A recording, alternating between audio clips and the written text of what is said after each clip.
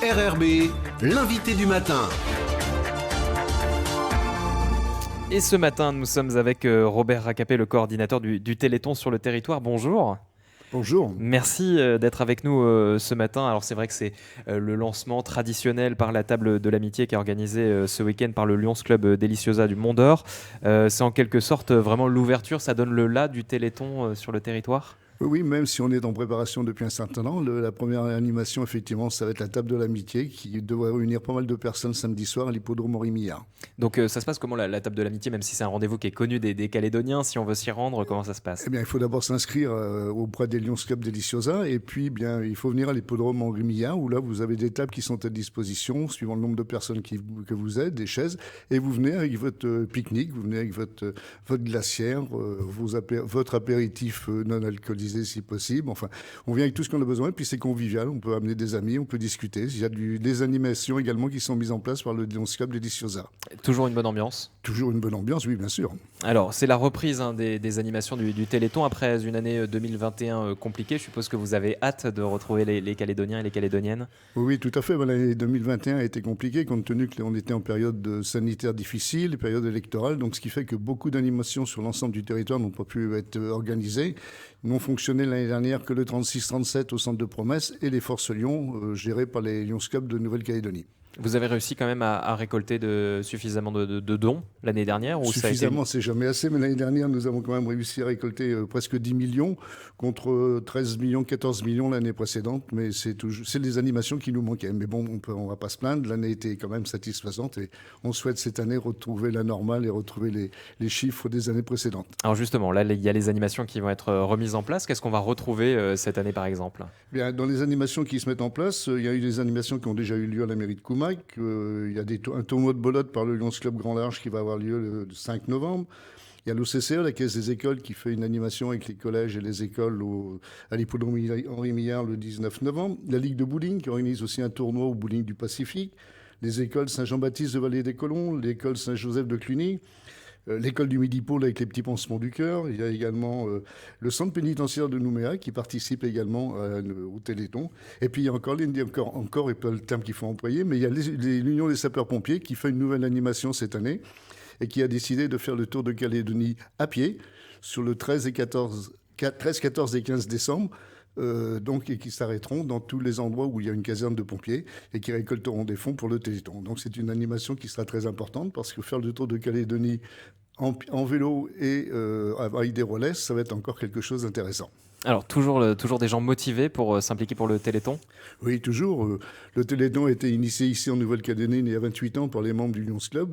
Et donc ça continue, ça perdure. Et on est heureux de toujours les retrouver, de se retrouver tous les ans. Alors, il y a toujours des animations aussi un peu de dernière minute qui sont en cours de calage, c'est ça? Oui, il y en a encore qui sont en cours de calage. Tant qu'on n'a pas les thèmes, tant qu'on n'a pas les heures et les dates, on les dévoile pas. Mais on sait qu'il y en a qui se manifestent toujours un petit peu tard, mais on les prend toutes.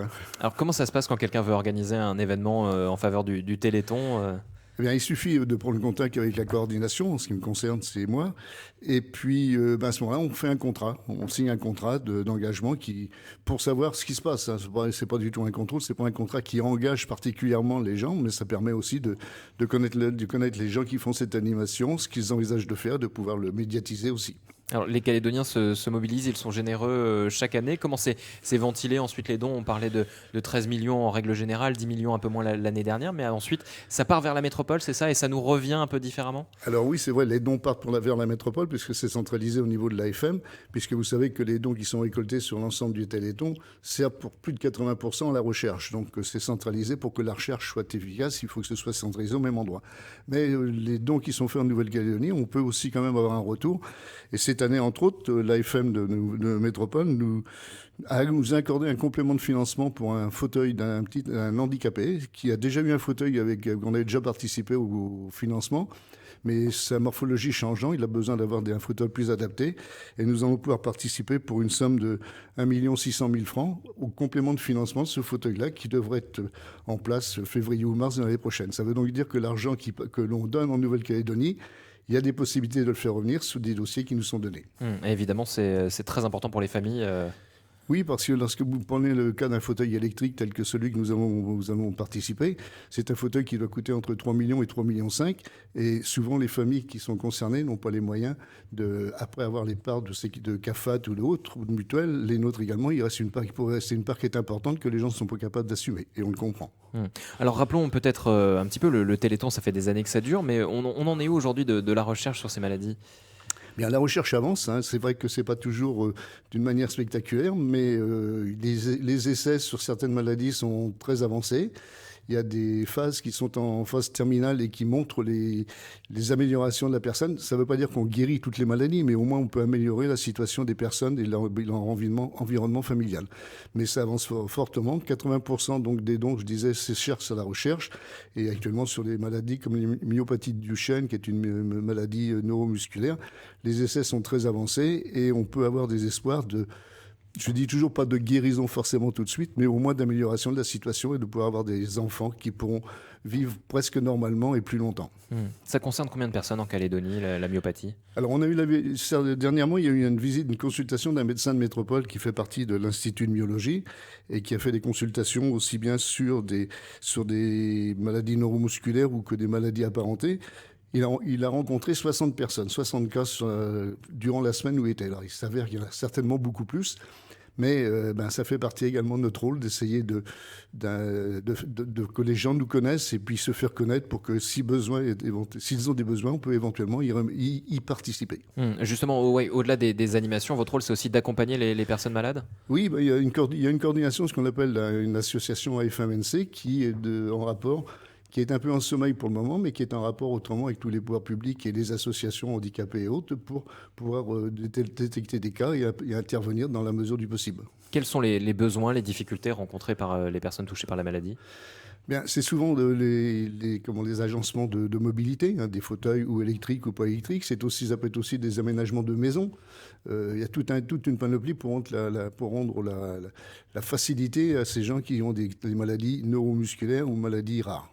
Vous avez des liens avec l'AFM en métropole ? Comment ça se passe ? Oui, régulièrement. Oui. Ouais. Moi, je suis sous la coupe de l'AFM de métropole et on a des relations régulières. Et quand je suis en métropole, on essaye de se rencontrer également pour faire le point. Mais non, c'est très, très, très, très lié. Alors, il y a évidemment le week-end où il y a les dons possibles par SMS. Comment ça s'organise ? Alors, c'est pas par SMS, c'est par téléphone. Par téléphone, pardon. Par téléphone, oui. C'est le 3637. Vous appelez le 3637. Le 3637 sera ouvert de samedi matin 8h au dimanche soir 22h. Bon, une interruption durant la nuit, malgré tout, pour la permanence. Et puis, là, il y aura des gens des Lions Club qui seront présents et qui prendront les promesses de dons. Le lendemain ou surlendemain, les personnes qui ont fait un don recevront dans leur boîte à lettres ou leur boîte postale une enveloppe avec leurs promesses de don et une enveloppe affranchie où on leur demande de mettre leur chèque dedans et nous le renvoyer. Et après, c'est nous qui faisons toute la collation de tout ça. Alors, tout à l'heure, on donnait le montant. Est-ce qu'on a le nombre de participants à ces dons ? Oui, l'année dernière, par exemple, nous avons eu 254 promesses de dons au 3637. Il y a 254 personnes qui ont appelé et pour une somme de 6 279 000. Donc, vous voyez, c'est quand même important au niveau de la recette. On considère que les 3637 représentent un tiers des recettes, les animations un tiers des recettes et les Forces Lyon, puisque vous avez également les membres des clubs Lyons qui seront présents le 3 et 4 décembre sur toutes les embosses stratégiques pour solliciter les gens pour le Téléthon. Je voudrais juste rappeler également que le Téléthon est exonéré, on a le droit à l'exonération fiscale, à savoir 75% pour les particuliers et 60% pour les entreprises. C'est pas à négliger, c'est à penser quand on fait son chèque. Donc là, lancement ce samedi à l'hippodrome Henri Meillard des animations. On va avoir un mois d'animation et le temps fort, c'est vraiment les 3 et 4 décembre. Tout à fait, oui. C'est les dates où ça se passe en métropole et où on fait tout ça en même temps pour bénéficier de toutes les actions médiatiques. Et si on souhaite se mobiliser avec vous, comment ça se passe ? Si on souhaite vous aider, au-delà de faire un don, si on veut participer à des animations Bien, participer à des animations, c'est de dire ce qu'on veut faire, d'organiser le lieu et tout. Peut-être également, il y a des gens qui pourraient chercher du bénévolat et venir pour nous aider ou au 3637 ou sur les Forces Lyon. On est preneurs de tout et les gens qui ont envie m'appellent au 77 25 00. Je leur donnerai tous les renseignements. Le 77 25 00. Et on rappelle donc que le centre 3637, ça se passe du côté de la mairie de Nouméa. C'est dans la salle d'honneur de la mairie de Nouméa. Eh bien, les renseignements sont pris et le rendez-vous est pris. Merci Robert Acapé d'avoir été avec nous. C'est moi qui vous remercie.